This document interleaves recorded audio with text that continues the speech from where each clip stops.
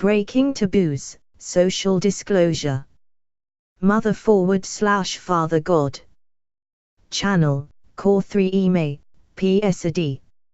May the 10th, 2013. Today we would like to talk about the ongoing ascension process. We know you never get tired of updates, especially those which give you some news about the progress toward the uncloaking of ships. Your imaginations are vivid and accurate. You know it will have a very powerful effect on the psychological state of the population when it happens. We believe this is true, for the most part. Of course, there are still many who trust in the system of values and beliefs you live by now, the religious and social mores which organize your lives. It is difficult, well, nearly impossible, for instance, for them to imagine a world without money or financial systems, without the need for work that absorbs half of everyone's adult life. They cannot conceive of a life in which leisure time is considered living your life. The equation work equals responsibility is so ingrained in the consciousness of the people that they cannot imagine a life in which a painter or a musician is valued the way corporate executives are now, and where there are no corporations, nor any need for them. Now, how do we help the civilization of planet Earth to rework their belief systems to make room for understandings which defy description in the language you have been raised with, and the concepts you take for granted? We have been working hard to provide you with new information which will stretch your brain connections to make space for the understanding of things which are largely derided or disparaged in your culture. For instance, sensitivity is a given in higher dimensions. The ability to sense others' feelings and thoughts is as natural as breathing among beings who communicate telepathically. It would be the equivalent to being deaf and blind for a being to be without the powerful gift of sensitivity, the full use of the senses. In your so-called modern cultures it is considered a weakness, the province of weaklings and sissies, which is also defined as synonymous with female. How are we to even transmit the simple idea that women are equal to men? And that children deserve respect as much as adults do? There are still large areas of the world where a female child is considered a burden and a curse, while a male child is celebrated. These are not cultures in which the slightly larger physical stature of the male is valued because of his ability to lift heavy objects, for that is not the most important attribute of the male in any culture. There does still remain the sad truth that men do have greater physical strength than women, and can thereby threaten them with bodily harm. This is an extremely primitive level of development. Imagine, for instance, the reaction of a right-wing fundamentalist religious group where hatred and contempt for freedom of choice in every area of life is the norm. What will be the effect of uncloaking and landings to a group of people who despise anyone who is not exactly like them in their beliefs and ways? They are abusive because most of them have been abused at one stage of their lives or another. Their lives are governed by fear, and by the arrogance that springs from fear. Will they gladly accept the suggestions for changing their culture toward gentler and kinder ways, as presented by, say, Athena, whose ship is called Dove?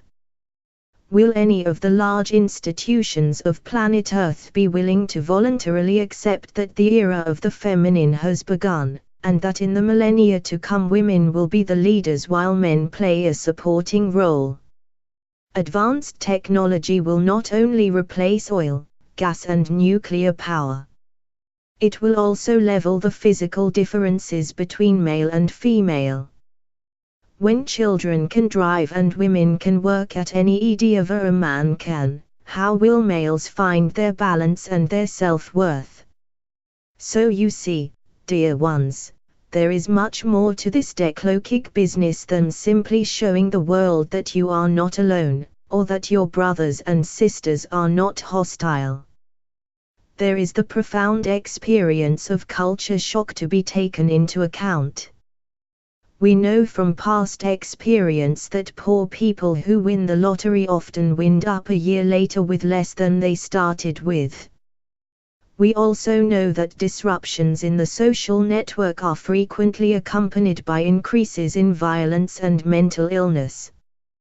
We are concerned for the peace of mind of the weakest among you, the vulnerable children and the single mothers, and those in areas of poverty where mobilizing the police force to keep peace could create great danger for the inhabitants. There are, as we have said, numerous variables to be considered as we move toward the greatest shift to be accomplished in the history of the universe. It is requiring an educational campaign worldwide to prepare the people for change in the very foundational assumptions which order your world. This series of messages is one of those campaigns. It has had a very positive effect across the US and Canada. It is now also picking up steam around the world. It is being read on every continent, in most of the countries of the world. Now we ask you to help us by sending this message on to 5 of your friends or family members who have never seen them before. Yes, we are creating a chain letter, and it is truly for the greater good. Please help us to educate the entire world about the true way, and to help them feel comfortable with making contact with the Star Brothers and Sisters who have come to help, to share, and to express their love and concern for your welfare. It is our hope to create an environment in which no one will be shocked or terrified. No one will be completely unaware of the growing presence of benevolent ships which are waiting to make friendly contact with you, their little sister planet. Many governments around the world have very recently agreed to open their files to reveal the truth about past contacts with extraterrestrial life. So far, there has been a boycott on spreading the good news which is being uncovered. As we have told you, the mass media is for the most part useless now, since nearly all the news outlets on the planet are owned by 3 or 4 powerful entities which intend to maintain the status quo.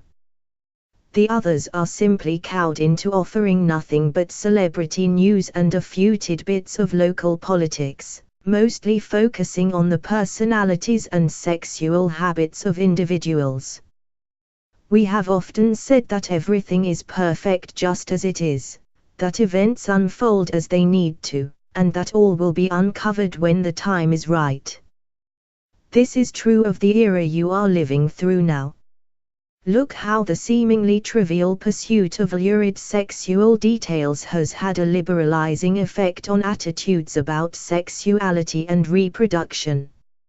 Movie stars who uncover and celebrate their growing bellies and their nursing habits have, finally, with the endless repetition of these images, broken down the taboo against associating sex and reproduction. The new interest in celebrity children is opening up a new focus on children and their care, accompanied by a spirited debate about what is and is not good for them.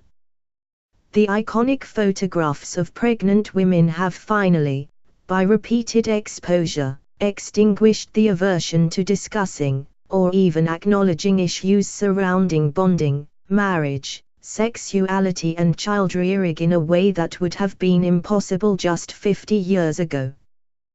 Publicly indulged voyeurism has brought to the light what really happens when 2 people begin a partnership with the intention of creating a family, and what helps or hinders that process. It is truly a new era of enlightenment, where bringing daylight to the hidden corners of life has finally begun to encourage sensitivity to the needs of pregnant mothers and the men who have been equally involved in the creation of new life, and to the profound responsibilities it entails.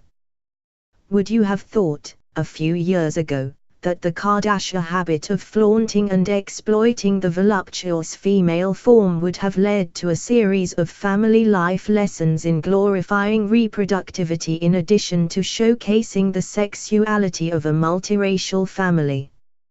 It has had a greater influence on reducing racial tensions and prudery than 50 years of civics and health class lessons could have accomplished. These themes have laid the groundwork for what is to come, the opening up of the last bastion of secrecy and privacy, the belief systems and practices of various religious groups. The precious quality of irreverence has begun to enter the bloodstream of the previously hidebound, self-righteous North American people. Freedom cannot be far behind. You see, beloved children, as in the past, the fears about the dissolution of family values, really the fear of open questioning and intelligent discourse, have been proven groundless. Television and the internet have worked their magic. The world is constantly being exposed to an onslaught of images of cowering women in burqas, side by side with daily documentation of the growing bellies of bikini-clad tanned and healthy bodies of proud Western women. Can one planet sustain such absurd contrasts for long? We hope not. We have given you just a glimpse of the progress toward disclosure. You were not aware, were you, of what was really in need of disclosure, beyond the activities of the Cabal and the galactic forces of light. The opening of minds and hearts is an ongoing worldwide process, and the groundwork is being laid in living rooms and kitchens across the globe. Do your part, dear ones, to speed the process by now throwing open the doors to a new view of what life really entails, beyond the boundaries of the three-dimensional worldview of the past. We celebrate your growing vision, your efforts at self-reflection and honesty, and your youfood camaraderie in the Lightworker community. We urge you to continue your push to open yourselves and others to new possibilities, the likes of which you have not even begun to envision yet. We are Mother/Father God, in company with the gathering legions of light. Via Core 3 May the 10th, 2013, 3 a.m. www.whoeatslight.org